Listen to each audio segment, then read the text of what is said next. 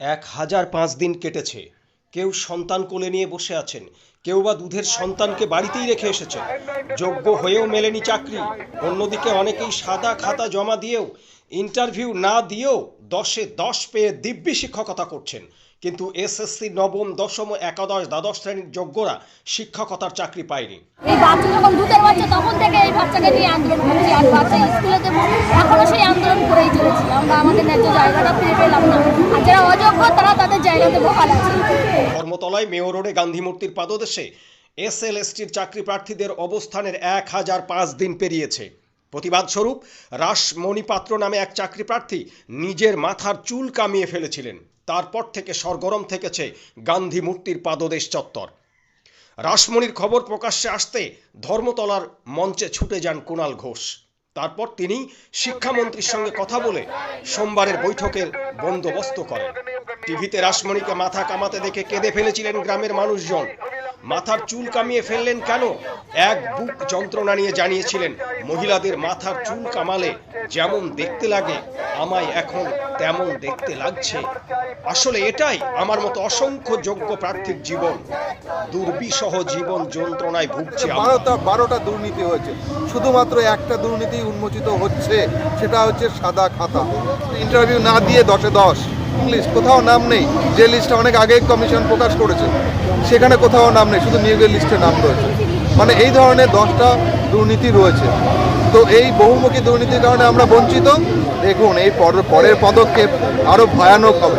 আমরা বাংলা থেকে চাই সুদমুক্ত অর্থনীতি, মদমুক্ত দেশ, জুয়ামুক্ত জনজীবন, ঘুষমুক্ত পরিবেশ।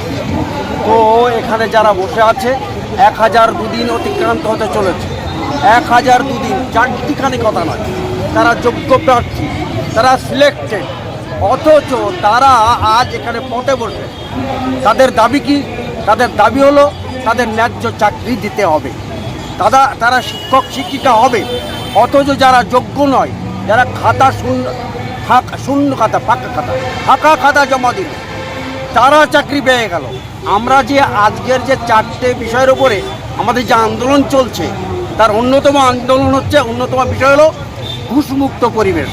আমরা ঘুষমুক্ত বাংলা চাই, ঘুষমুক্ত ভারত চাই। তো এই ঘুষমুক্ত আমরা দেখছি পার্থ চট্টোপাধ্যায় শিক্ষামন্ত্রী আজকে জেলে। কেন জেলে? ঘুষের পরিবর্তে টাকার বিনিময়ে চাকরি দিয়েছে অযোগ্য প্রার্থীদের, আর যোগ্য প্রার্থীরা রাস্তায় বসে আছে।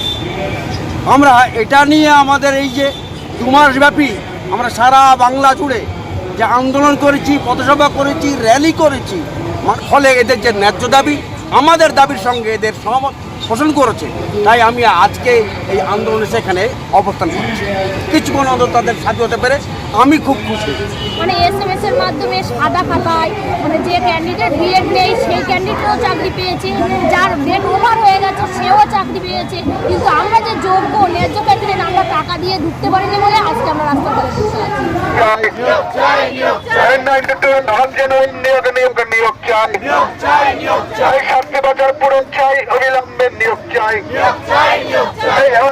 প্রতিশ্রুতি এবার চাই ফলশ্রুতি, তাই আন্দোলন চলছে, চলবে। এই আন্দোলন হাজার দিন রাস্তায় কেন কমিশন তুমি জবাব দাও। 60 বছর পুরো চাই, অবিলম্বে নিয়োগ চাই। হলো সাদা কাদায় চাকরি পাই, মেরিটে থেকেও যোগ্য মেধা, 1000 দিন রাস্তায়, এই কমিশন